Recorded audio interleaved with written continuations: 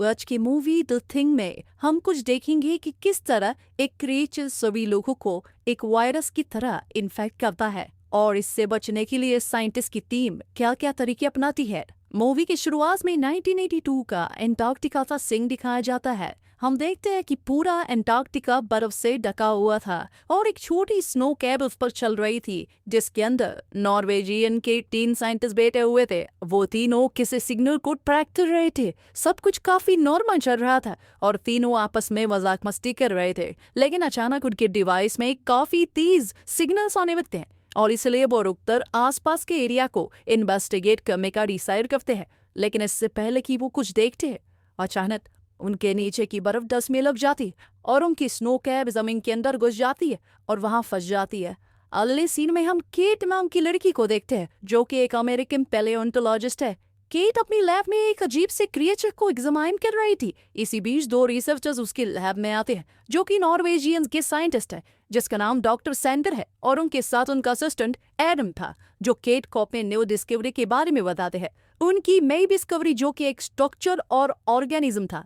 उस डिस्कवरी को डिटेल में स्टडी करने के लिए उन्हें एक पैलियोंटोलॉजिस्ट की जरूरत है, इसलिए वो केट को अपने साथ एंटार्क्टिका चलने के लिए कहता है, जिसके लिए केट मान जाती है। वो सभी एक हेलीकॉप्टर में एंटार्क्टिका की तरफ निकल पड़ते हैं। हेलीकॉप्टर के अंदर उसके पायलट सैम, बैरिक और ग्रीक्स होते हैं। रास्ते में सैम उन्हें इन्फॉर्म करता है कि उन्हें इस मिशन को कुछ ही दिनों में खत्म करना होगा क्योंकि कुछ ही दिनों में एक खतरनाक तूफान यहाँ आने वाला है। कुछ ही देर में सभी लोग थुले स्टेशन पहुंच जाते हैं जहाँ लैर्स नाम का मैकेनिक उन्हें वहां पर वेलकम करता है। लैर्स इंग्लिश नहीं बोल सकता। लैर्स पूरी टीम को लोकेशन पर लेकर जाता है जो कि 1000 साल पुरानी बर्फ की गुफा थी। यहाँ उन्हें कुछ जियोलॉजिस्ट की टीम मिलती है जिनका चीफ एडवर्ड है। एडवर्ड उन्हें केव में ले जाने से पहले अपनी टीम से मिला पाया, जिसके बाद वो उन सभी को एक हाई टेक स्पेसशिप दिखा पाया जो उन्हें केव के अंदर मिली थी। लेकिन सिर्फ यही नहीं बल्कि वो उन्हें कुछ ही दूरी पर एक एलियन जैसा क्रिएचर दिखाता है जो कि बर्फ के बहुत बड़े टुकड़े के अंदर बंद था। ये देखकर सभी लोग हैरान हो जाते हैं। सभी लोग वापस कैंप पे जाते और डिस्कस करते कि वो किस तरह उस क्रिएचर को बर्फ से बाहर निकालेंगे और उनका मानना था कि उसे निकालने में कम से कम 1 दिन का समय लग सकता है। फिर अगले दिन पूरी टीम उस क्रिएचर के आइस ब्लॉक को बाहर से निकाल कर थुले स्टेशन लेकर जाते। डॉक्टर सेंटर टीम को क्रिएचर के टिश्यू के सैंपल लेने को कहते हैं ताकि इस क्रिएचर को अच्छे से इन्वेस्टिगेट किया जा सके।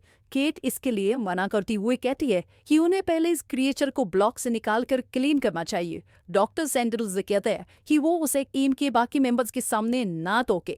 इसके बाद आइस ब्लॉक में और किया जाता है और क्रिएचर के फ्लैश का सैंपल निकालकर उसे स्टोर किया जाता है। उस रात सभी लोग इस डिस्कवरी को सेलिब्रेट करते हैं। सैंडर्स कहता कि उसने आज तक ऐसा कोई क्रिएचर नहीं देखा जिसकी सेल्स का लेवल इतना हाई हो। वो कहता है कि दुनिया उनकी टीम को इस डिस्कवरी के लिए हमेशा याद रखेगी। दूसरे रूम में हम देखते हैं कि आइस ब्लॉक धीरे धीरे पिघलने लगा था और वहां पर बंद लैब का डॉग कुछ फील कर पा रहा था जैसे कि कुछ होने वाला हो। वो अपनी जगह से बाहर निकलने की कोशिश करता है। कुछ देर बाद जेमसन वॉशरूम से बाहर आकर आइस ब्लॉक वाले रूम पर जाता है। वो देखकर शॉक हो जाता है कि वो क्रिएचर उस आइस ब्लॉक से निकलकर छत फाड़ कर वहां से भाग जाता है। जेमसन भागता हुआ सभी टीम मेंबर्स के पास जाता है और उन्हें इस बारे में बताता है। वो सभी लोग इस रूम में आते हैं और छत की हालत देखकर हैरान हो जाता है क्योंकि उन्हें नहीं पता था कि एक एलियन हजारों साल तक भी जिंदा रह सकता है। इसके बाद सेंटर सभी को अलग अलग ग्रुप में डिवाइड करके क्रिएचर को ढूंढने के लिए कहता है। एक ग्रुप डॉग के रूम में ढूंढता है और देखकर हैरान होते हैं कि उस दीवार पर एक बहुत बड़ा होल हो रहा था और वहां पर काफी खून और डॉग के बाल गिरे हुए थे। हेनरिक और ओलॉफ क्रिएचर को ढूंढ लेते हैं जो कि वुडन हट के नीचे होता है। वो लोग जब ध्यान से देखते हैं तब उन्हें पता चलता है कि ये क्रिएचर किसी बहुत बड़े बेकरी की तरह दिखता है जिसका बहुत बड़ा मुंह होता है। केकड़े जैसे कई पैर होते हैं और बहुत बड़े बड़े दांत होते हैं। हेनरिक जैसे ही दूसरी तरफ देखता है वो क्रिएचर अपने खतरनाक हाथों से हेनरिक के छाती में होल कर देता है और उसे अपनी तरफ खींच लेता है जिससे ओलॉफ के फेस पर खून गिर जाता है। ओलॉफ डर के मारे काफी जोर से चिल्ला पाया और बाकी मेंबर्स उसकी तरफ आते हैं। वो लोग क्रिएचर पर गोलियां चलाना शुरू करता है लेकिन इससे उस क्रिएचर को कोई फर्क नहीं पड़ता बल्कि क्रिएचर दीवार पर चढ़ता हुआ छत पर चला जाता है। क्रिएचर को मारने के लिए टीम उस हट पर कैरोसिन फेंक कर आग लगा देते हैं। क्रिएचर जलने लग जाता है और आखिर में मर भी जाता है। सभी लोग राहत की सांस लेते हैं और अपना कॉटेज में वापस जाते हैं। वो सभी हेनरिक की मौत का शोक मनाने लगते हैं और ओलोव उस इंसिडेंट से इतना ज्यादा सदमे में चला गया था कि सभी लोग उसे सीबी के मेडिकल केयर सेंटर में भेजने का डिसाइड करते हैं। सैंडर्स देखता है कि पीम का कॉन्फिडेंस टूटने लगा था और ये सब बातों को नजरअंदाज करते हुए वो सभी लोगों को कहता है कि क्रिएचर को स्टडी करना उन सभी की रिस्पॉन्सिबिलिटी है।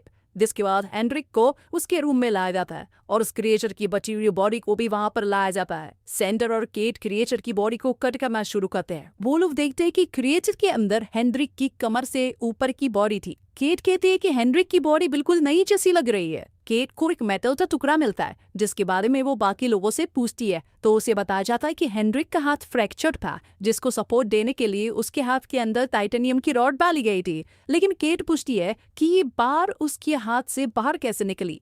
इस बात का जवाब किसी के पास नहीं था। इसके बाद हम देखते हैं कि केट और एडम क्रिएचर के टिश्यू को माइक्रोस्कोप से चेक कर रहे थे और उन्हें कुछ हैरान कर देने वाली बात पता चलती है। क्रिएचर के सेल्स मासिव जिंदा थे, बल्कि वो हेनरिक के सेल्स पर कब्जा करते सेल्स की कॉपी बन रहे थे। अगले सुबह टार्टर और जेमिसन ओलोव को ले जाने के लिए हेलीकॉप्टर रेडी करते हैं। दूसरी तरफ हम देखते हैं कि केट बाथरूम में थी। केट को फ्लोर पर खून के धब्बे दिखाई देते हैं। वो एक टिश्यू पेपर की मदद से दांत में ललाने वाला सिल्वर का टुकड़ा उठाती है। वो बाथरूम में ढेर सारा खून देखती है, लेकिन वहां पर कोई बॉडी नहीं थी। वही दूसरी तरफ ओलोव और ग्रिक्स टार्टर और जेमिसन के साथ हेलीकॉप्टर में बैठकर निकल जाते हैं। कीप जल्दी से बाहर आकर उन्हें रुकने का इशारा करती है। सेंडर उससे इसका रीजन पूछता है, जिस पर केट कहती है उन्हें यहाँ से बाहर नहीं जाना चाहिए। कर्ट केट को देख लेता है और लैंडिंग करने लगता है, लेकिन अचानक ग्रिक का फेस 2 टुकड़ों में बच जाता है और उसकी छाती खुल जाती है, जहाँ से क्रिएचर के दांत दिख रहे थे। वो पूरी तरह क्रिएचर में बदल जाता है और ओलोव पर अटैक करता है। इसी अफरा तफरी की वजह से हेलीकॉप्टर क्रैश हो जाता है और 4 लोगों की मौत हो जाती है। ये सब देखने के बाद बाकी टीम मेंबर्स एंटार्क्टिका के भाव से हेल्प मांगते हैं, लेकिन तूफान की वजह से वो किसी से बात नहीं कर पाते। एडवर्ड कहता है कि उन्हें यहाँ से निकलकर किसी दूसरे कैंप में जाना चाहिए। वही जब केट दोबारा बाथरूम में खून देखने जाती है, वो देखती है कि खून पूरी तरह से गायब हो चुका था। वो टीन के पास वापस जाकर उन्हें कहीं बाहर जाने से मना करती है, क्योंकि वो जानती है कि कुछ अजीब हो रहा है। केट बाकी लोगों को अपनी थियरी बताती है कि एलियन जैसा एक क्रिएचर ह्यूमन सेल्स की कॉपी करके किसी भी इंसान का क्लोन बना सकता है, और यही रीजन ये मेटल का टुकड़ा बॉडी से बाहर हमें मिला, क्योंकि एलियन उसे नहीं कॉपी कर सकता। उसकी इस बात को सभी लोग इग्नोर करके वहां से बाहर चले जाता है और वहां से जूलियट रुकती है। जूलियट केट को एक अलग रूम में ले जाती है, जहाँ वो उसे बताती है कि असल में वो ही एलियन है। वो केट पर हमला करती है, लेकिन जैसे तैसे केट वहां से भाग जाती है। भागते हुए वो कार से भागने के लिए कहती है, लेकिन वो नहीं भागता और इसी वजह से वो मारा जाता है। केट हॉल का दरवाजा बंद करती है और लाव्स और एडम्स कुछ हथियार लेकर खड़े होते हैं। लाव्स एक फ्लेम थ्रोवर का यूज करके क्रिएचर को जला देता है। वो लोग कर्न और जूलियट की बॉडी को डिस्पोज करते हैं और केट उन सबको बताता है कि ये क्रिएचर एक वायरस की तरह है, जो भी इसके ब्लड या सेल्स के संपर्क में आएगा उसे एलियन कंट्रोल कर लेगा। उसे इसके सोल्यूशन के बारे में अभी नहीं पता, इसलिए एडम सजेस्ट करता है कि उन लोगों को क्वारंटाइन हो जाना चाहिए ताकि फिलहाल के लिए खतरा पड़ जाए। सेंडर कहता है कि उन लोगों को सभी का ब्लड टेस्ट करना चाहिए ताकि उन्हें पता चल सके उनमें से कौन कौन इन्फेक्टेड है। जब सब कुछ नॉर्मल लग रहा था, तब हेलीकॉप्टर में क्रैश हुए कार्टर और जेमसन कैंप पायलट है। हर किसी को लगता है कि वो दोनों एएम की क्लोन्स है, क्योंकि एकदम खतरनाक क्रैश से किसी का भी बचना इम्पॉसिबल है। पैदर उन पर डन टान देता है, लेकिन केप उसे रोकते हुए कहती है कि पहले इन लोगों का उन्हें ब्लड टेस्ट करना होगा, और जब तक ब्लड टेस्ट नहीं होता उन्हें एक रूम में कैद करना चाहिए। वो लोग दोनों पायलट्स को लॉक कर लेते हैं और जब वो लोग वापस आते हैं तो देखते हैं कि किसी ने उनकी पूरी लैब को ही जला दिया है, जिसमें उन सभी के ब्लड सैंपल्स भी थे।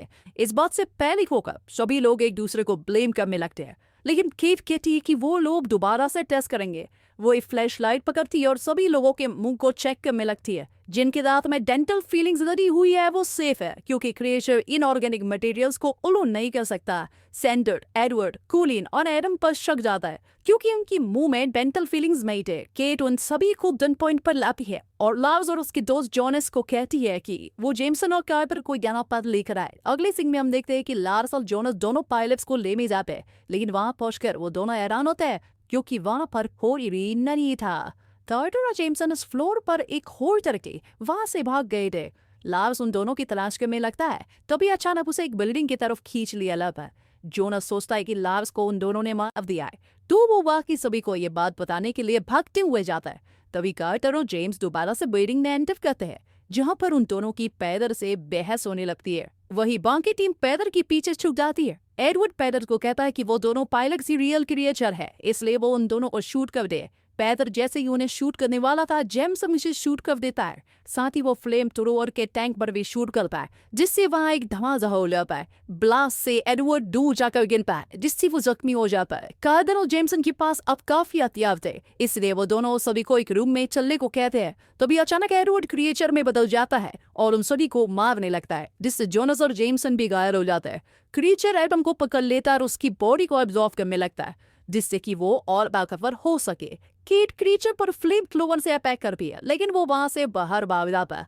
इसके बाद वो मजबूरन जोनस और जेमसन के क्रिएचर में बदलने से पहले उन दोनों को जला देती है। अब सबसे बड़ा खतरा उनके लिए एडवर्ड और एडम थे, जो कि क्रिएचर में बदल चुके थे। दूसरी तरफ हम देखते हैं कि सैंडर एक डेस्क के पीछे छुप कर बैठ रहा था, लेकिन क्रिएचर उस पर अटैक करता है, जिससे वो भी इन्फेक्ट हो जाता है। इधर कार्टर और केव क्रिएचर का पीछा करते हुए अलग अलग हो जाते हैं।